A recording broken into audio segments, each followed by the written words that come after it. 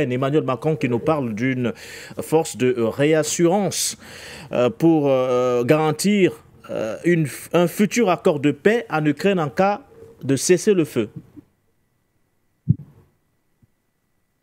Oui, c'est clair que là, pour le moment, la Russie de Vladimir Poutine euh, est très patiente, d'accord? Mais ce qui est sûr, c'est qu'à un moment donné, la patience des Russes va montrer ses limites. Elle va montrer ses limites. Et surtout que la position de la France est plus ou moins précaire, malgré ce duo, ce tandem circonstanciel avec le Premier ministre britannique, duo que je qualifie de faible et de, et de précaire pour plusieurs raisons. D'abord, l'Angleterre et la France, c'est des pays qui ont toujours eu, qui ont toujours eu des relations assez compliquées, souvent caractérisées par une grande rivalité. On l'a vu à la fin du Moyen Âge avec la guerre de 100 ans, d'accord, qui a opposé la France à l'Angleterre. On l'a également vu lors de la période coloniale, lors des rivalités coloniales, lors de la conquête coloniale, rivalité qui s'est d'ailleurs, on va dire, terminée autour de la fameuse entente cordiale en 1904, d'accord. Ensuite, on a vu là également, au moment où il fallait construire l'Union européenne, De Gaulle, qui était très remonté, qui était très opposé à la Grande-Bretagne, qu'il n'hésitait pas de qualifier de cheval de Troie des États-Unis. Et d'ailleurs, il s'est longtemps opposé à l'entrée de la Grande-Bretagne au sein de l'Union européenne.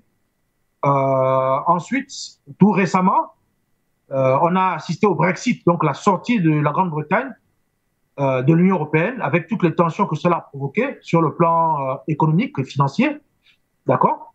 Et tout dernièrement, en 2021, on a eu la crise des sous-marins australiens, voilà, qui a opposé donc la France à l'Australie, soutenue ou derrière en sous-main par la Grande-Bretagne et les États-Unis. Donc, ce qui est sûr, c'est que à long terme, je pense que la Grande-Bretagne finira par s'incliner du côté américain par rapport aux positions américaines, et cela va déboucher sur l'isolement diplomatique de la France, total.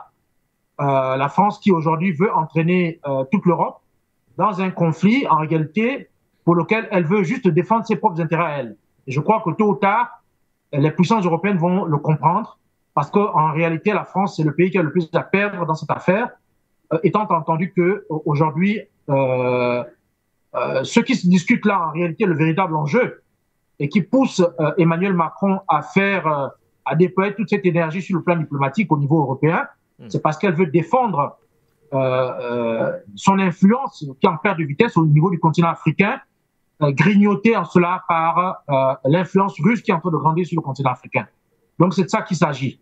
Et donc c'est clair qu'à un moment donné, tout le monde va se rendre compte que la France veut entraîner donc toute l'Europe dans un conflit en réalité pour les seuls intérêts de la France. Je crois que l'Italie d'ailleurs a déjà commencé à donner le son de cloche pour se désolidariser de la France par rapport à ça.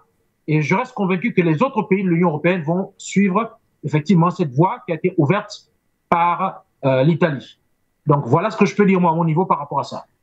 Alors, Henri, quelle explication faut-il donner à cet acharnement de l'Europe sur la question ukrainienne au moment où on annonce pourtant des avancées dans le cadre des négociations russo-américaines portant sur un cessez-le-feu du côté de l'Ukraine? Je vais baser mon analyse géopolitique sur l'aspect financier parce que mes copanélistes vont analyser sur d'autres aspects. La première chose que je vais faire remarquer, c'est que M. Trump dit qu'on a donné 350 milliards de dollars pour cette guerre, dont personne ne peut justifier où est partie la moitié. Je recommence. On a donné 350 milliards de dollars pour la guerre en Ukraine. M. Zelensky est incapable de justifier où est partie la moitié. Waouh! Bah, quand même, il y a du détournement là-dedans. Il y a de l'enrichissement personnel, il y a de la rétrocommission. Henri, Henri, oui. Zelensky lui-même a fait remarquer qu'il n'avait pas reçu la totalité de l'aide militaire américaine octroyée à Kiev. C'est ça que je suis en train d'expliquer. Ça veut dire qu'il y a forcément une aide qui se balade dans l'air entre Kiev et Washington. C'est ça que je suis en train de dire. En disant plutôt que l'argent se balade dans des comptes de particuliers, en retro-commission et en commission. Vous dites la même chose que moi. Trump arrive et dit, mais où est l'argent? On ne sait pas. Voilà. Ça veut dire que l'argent a disparu dans des comptes parce que vous êtes jeune. Vous ne savez pas comment les contrats se font à l'international. Je vous dis alors que l'argent est dans les comptes de politiciens qui ont signé ça. En commission, en rétro-commission. C'est factuel.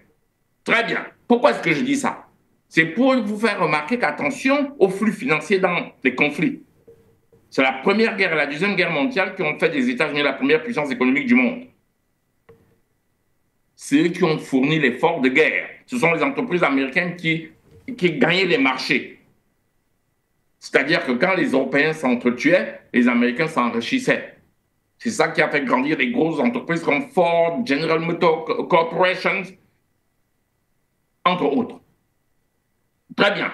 Deuxième chose, après cet argent, vous vous souvenez, dernièrement, on a discuté ici, l'Angleterre a envoyé, le Royaume-Uni a envoyé combien, quelle somme d'argent?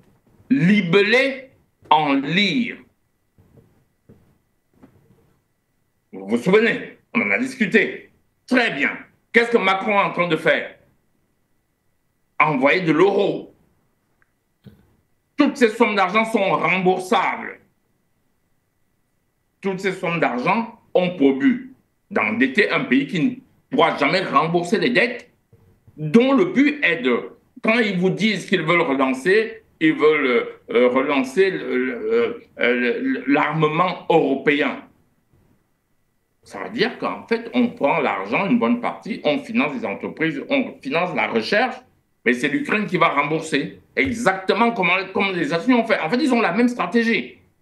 Mais avant, ils se disaient que cette stratégie est adoptée par les États-Unis pour eux tous de l'OTAN.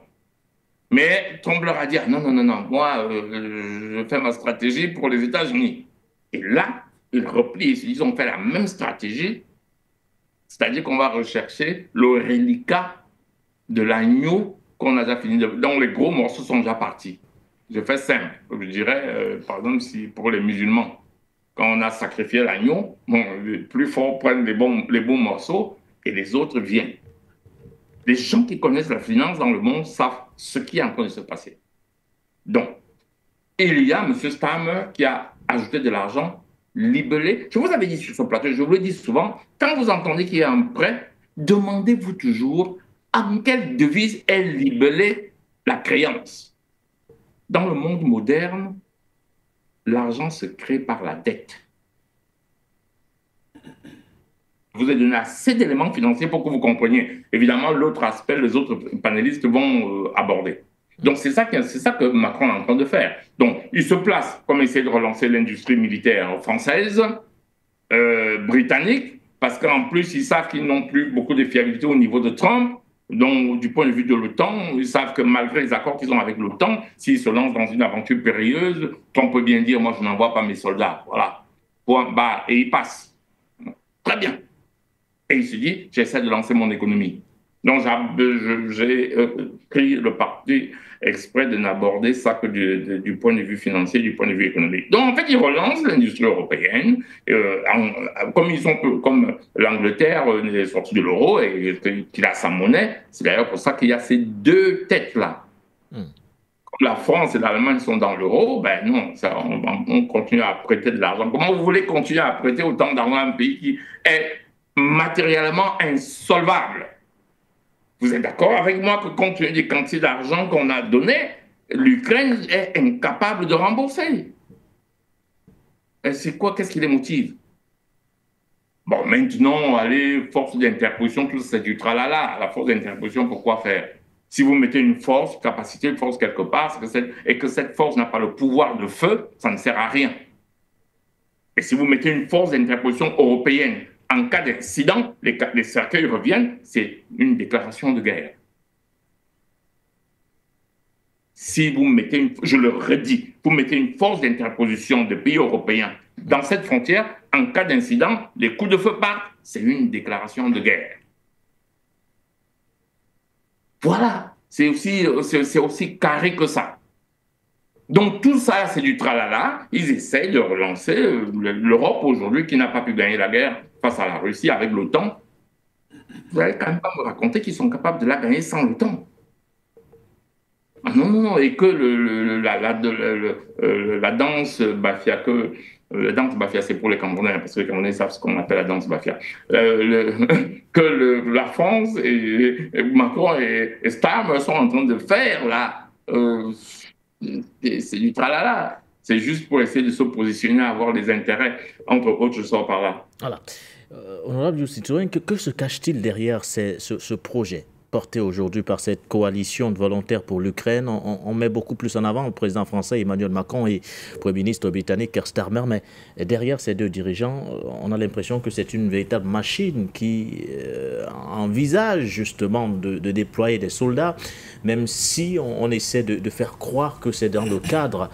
Ceci vise à garantir justement, à apporter toutes les garanties de sécurité à l'Ukraine à l'approche justement de cet accord de cessez-le-feu qui pourrait être trouvé. Monsieur Nguéné, si j'avais un diplôme académique à décerner à M. Macron, il est un président de spectacle et de mise en scène. Parce que tout ce qui se passe là, la France connaissait un peu l'expertise en communication. C'est une théâtralisation. Maintenant, ici, vous avez déjà vu un chat chercher l'huile de sardine partout? La France est à peu près comme le chat ici. La France est dépourvue de force, la France est délaissée. La France n'a plus de force. Maintenant, elle essaie de racoler partout pour avoir une position. Regardez, comme je disais tout à l'heure, un président de la République avec une nation que nous respectons, qui est la France, se lève, d'où des pays sont en train de chercher un apaisement, tout dit, oui à la paix, mais non au cessez-le-feu. Vous ne voyez pas que quelque chose se casse derrière? Regardez par exemple, je me dis même que ce président, ou bien ce présumé, ou bien ce figurant de président qu'on appelle Zelensky, est même un ouvrier. Pourquoi je dis ouvrier? Regardez un président qui voltige partout, partout, partout, sans aucune résolution. Qu'est-ce qui se cache? La France ici, qui était l'allié des États-Unis, hier, n'a plus de force. Et je pense bien que ici, la France veut encore avoir une position en Europe. Est-ce que vous savez que M. Nguéné, certes, on dit que la France a... Mais il y a des puissances donc, il y a des États très puissants que la France en Europe. Emmanuel Macron, avec sa dernière sortie d'énervement, je revenons toujours sur ça, à l'ouverture de Notre-Dame de Paris. Notre-Dame de Paris. Emmanuel Macron a invité le président Trump avec d'autres. Tout le monde a été étonné. Nous sommes sur l'ouverture de Notre-Dame. Là, directement, on voit une autre mise en scène, la rencontre entre Donald Trump et Zelensky. Je pense bien que derrière la guerre de l'Ukraine, les gens comme les Macron se font du beurre. Ils vendent des armes, peut-être, pour enrichir leur économie. Mais je me pose mille et une questions. Un président comme Zelensky, il voit comment son pays est en ruine. Les pertes en vies humaines, n'en parlons plus. Il est toujours derrière les vipères, comme les Emmanuel Macron, vous m'excusez du terme, oui, parce que ça c'est écœurant.